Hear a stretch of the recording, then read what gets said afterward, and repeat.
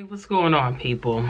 I had an epiphany. I realized that I had been bullied for a good portion of my life, and I didn't even know I was getting bullied. So today I thought I'd talk to you about this and kind of give you my experiences with kind of learning about myself and how I came to understand that I'm an introvert, and more specifically a social introvert. Growing up, you guys, I was always a very quiet girl. I do know that my parents moved around a lot. I don't know if it was the fact that I was always the new girl in school and I kind of always had to start from ground zero as far as making friends, or if it was just kind of always in me. I mean, for the first 4 years of my life, I was an only child. Maybe it was a combination of all those things together. I was just quiet. I was quiet in school. I remember when I first moved to New Jersey, again, being the new kid, I was quiet then. Kids in my class, kids that I hung out with, described me as quiet. And at times I was too quiet because when I should have stuck up for myself a little bit more,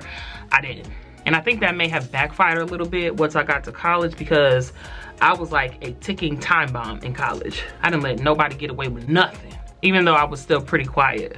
Another thing I noticed when I was younger and all the way through into my adult years was that I had social anxiety. These little phrases and disorders and all the things that we have today, we didn't have back in the 90s, early 2000s. If they were a thing back then, certainly we weren't hearing about them as much as we do today. I didn't know I had social anxiety, but I do know I would get very overwhelmed about going to family gatherings. It could be a cookout, it could be church sometimes, it could be a party, it could be just being around new people. And into my adult years, it could be anything. Again, being around new people. For instance, when Adrian and I go and we see Adrian's friends, I get social anxiety, especially when it was the first time doing all those things with his group of friends. When I have to go to work training, which I have to do multiple times a year, and be around people that I don't know, I have anxiety about it. However, when I was younger, when I discovered that I did not like group mourning,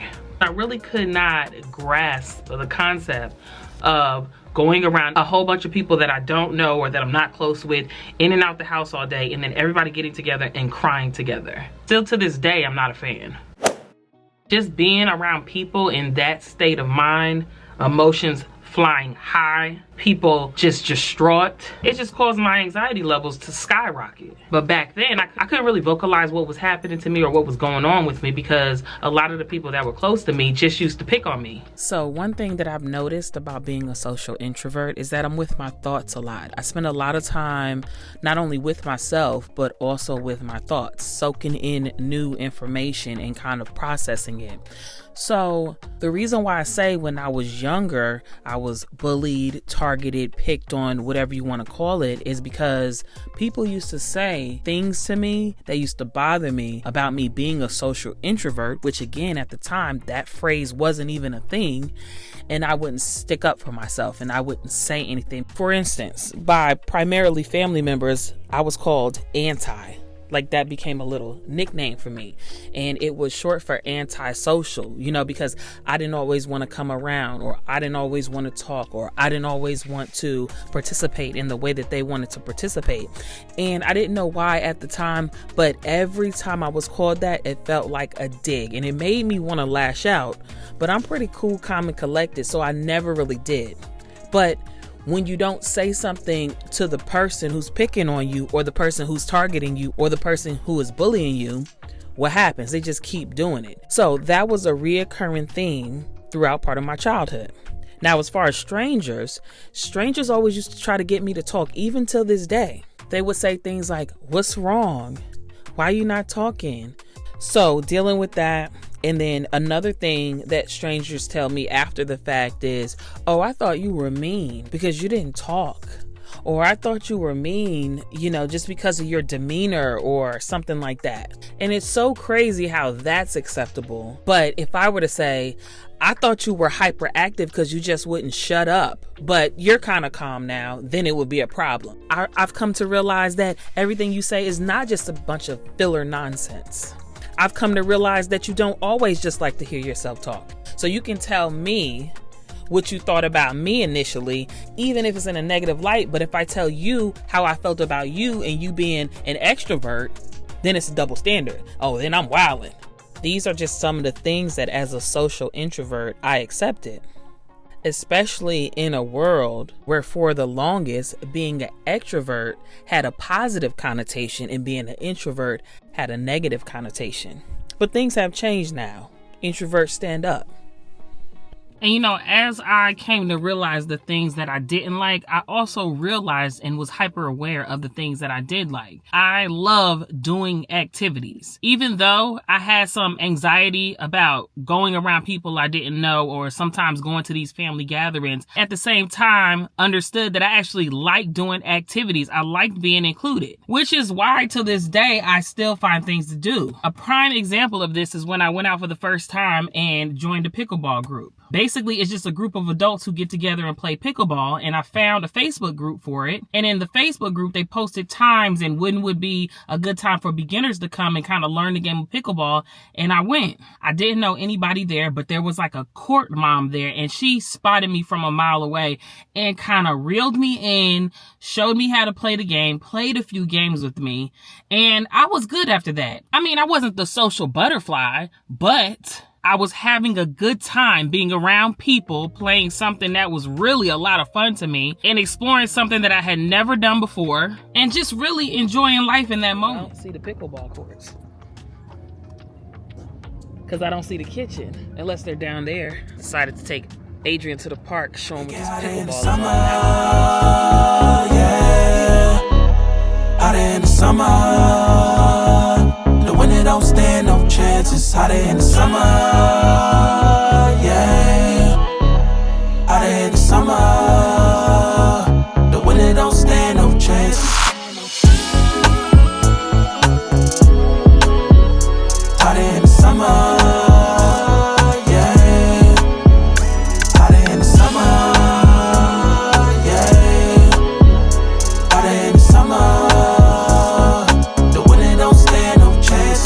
Front and your back, be careful who you hug and you dab. Cause these niggas ain't your brother like that, don't really love you like that. From the land of snakes, trying to be a great, trusting everybody that I love, that was my mistake. Turn me cold-hearted to a savage. Well, it wasn't a pickleball court, but I did get to practice with my new paddle. There we go, paddle. Huh? Yeah.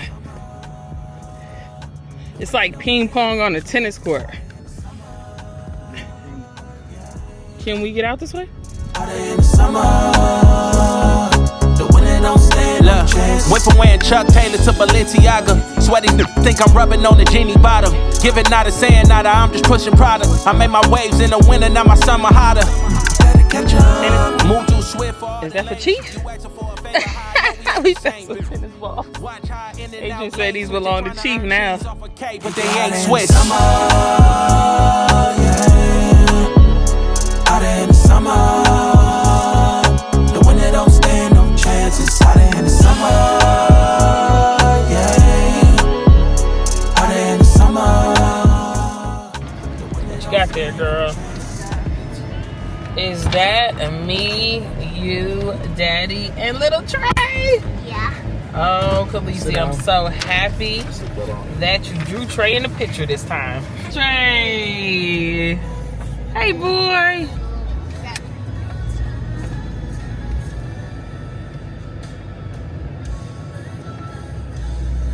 All right, y'all, so we're back home. That's not at all how I thought that was gonna go. I wanted to show Adrian the pickleball court because he had never seen one before. Before it was pickleball, it was adult kickball. Before adult kickball, it was tennis. You know, as I became an adult and I knew that number one, I like to be active and I like to participate and do new things, I started getting involved with these, what they call social experiments, where adults who like these type of activities get together.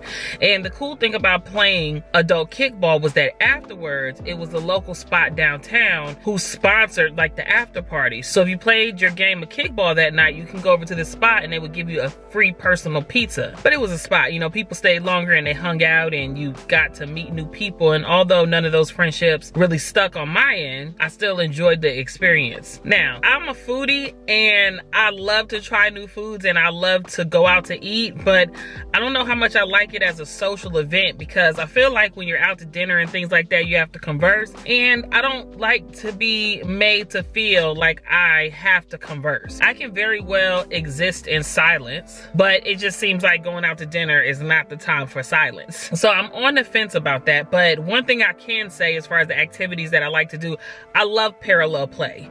As an adult, I love parallel play. And let me tell you, I've been in search of my tribe in my area, and I just have not found it yet. And it's kind of disheartening, discouraging, but I try to keep hope alive that my tribe will come and I could just be me and exist in an environment that is conducive to my social introvertness and my personality. You have to determine, is it just them, or is there some truth in the things that they're saying because of the type of interactions that I'm having? And one thing I did notice is that people used to say a lot of the times that they thought I was mean. So, moment of reflection. It took me becoming an adult to realize that there was nothing wrong with being introverted. Even though nothing was wrong with me, I had to change some things about myself because I didn't want to be the type of person that nobody wanted to interact with because they thought I had an attitude or they thought I was upset. Like, they don't know me. They don't know that I'm suffering right now. There's like a million things going on around me and I just feel overstimulated. They don't know that. All they see is a straight expression and it's unapproachable. I accepted that about myself, that I had a non-inviting expression on my face, and I vowed to change it, and I did. I wanted to make new connections with people. I wanted to do fun things. I wanted to experience things with other people. I wanted to go to events and things like that. I said, you know what? I'm going to have to soften this expression on my face. So while I'm walking into a situation and I'm like, you know, nothing's wrong with me, it's just a lot going on, I had to change that to, see what I'm saying? Like, this is more inviting than. Another thing that I said that I would do is that I will never let the fact that I'm a social introvert stop me from doing anything. I may have to sit in the car and pep talk myself the way I had to do when I was getting ready to go play pickleball for the first time, but I'm never gonna let it hinder me. Because with my experience as being an introvert, I'm so comfortable with being alone that I will opt to be alone. But see, the thing about me is I also like to do activities. So I don't want to pass up on an activity because I'm like, well, I'm just sitting here watching a movie and I'm enjoying myself. Like, I could always do those things. You know what I mean? Can I play pickleball with this group of people every single day? No. But they do play on Tuesday. So if I want to go have this experience, I gotta go. I have to balance the time that I enjoy being by myself with the time that I enjoy spending time with other people. And with the social anxiety, I may have to give myself a pep talk. I may have to get gassed up and just muster up the energy and the courage, but I'm still gonna go. Like I said, this happened at pickleball. I'm not going to start the conversation. I'll put myself in the position and then I'm probably just gonna say a prayer and hope somebody says something to me because I'm just not going to say anything. I might walk past a few people and say, hey, how you doing? I'll observe the situation. I see that they have like a little paddle system where you put your paddle when you want to play. I didn't even need to talk to anybody to figure that out. So I was fully prepared to just soak up that and then put my paddle up there and just get out there and just go for what I know. But there was an extrovert out there and she was the court mom. And she spotted me from a mile away, it feels like there was a sign on my forehead that said introvert, social anxiety. And she was like, are you new? I was like, yeah. And that was my end. I barely did any talking. She did all the talking, but it worked out because I was a contributor to the conversation. When I had questions, I asked, but I didn't have to carry the conversation. And that's where I thrive. Now, I mentioned this before, but I love parallel play. For instance, we go and we're at Thanksgiving, but I say Adrian's family's house. Adrian's family has a lot of extroverts. But I like to just go in there, say what's up, mingle a little bit, find myself a spot on the couch, put my earbud in, and while all these things are happening around me, I watch a YouTube video. You know what I'm saying? I'm not being rude. I'm doing parallel play, okay? I'm actually having the time of my life. And then when I'm ready to jump back in, and maybe I have something else to contribute, I will. But other than that, you know, I'm chilling, I'm quiet, I'm calm, I'm enjoying this because all the extroverts are highly entertaining.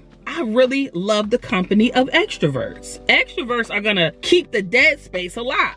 I can exist in silence, it's fine. But like I said, there's a time and a place for everything, right? So if you go out to eat, you don't wanna be just like 4 people sitting at a table and everybody's just silent, right? Because that's really not the time or the place to be silent. It's the time for conversation. But if you got like a couple extroverts in the bunch, me as an introvert, I could sit there and be silent for most of the time and enjoy my meal and enjoy hearing other people's conversations, perspectives, and everything like that. And when I have something to add, I could be an occasional contributor. That's my environment right there. With being a social introvert, you like socializing, but it's okay to say no to things. Unfortunately, I haven't even been given the opportunity to say no because I don't even have my tribe. It's crickets over here. But I think that doing this type of work now and really examining who I am as a social introvert and as a person who has social anxiety, I think it would be easier to actually find my local tribe wherever they are, whenever they come, because I actually know who I am. And where I never want to be is amongst people or amongst extroverts who expect me to be like them.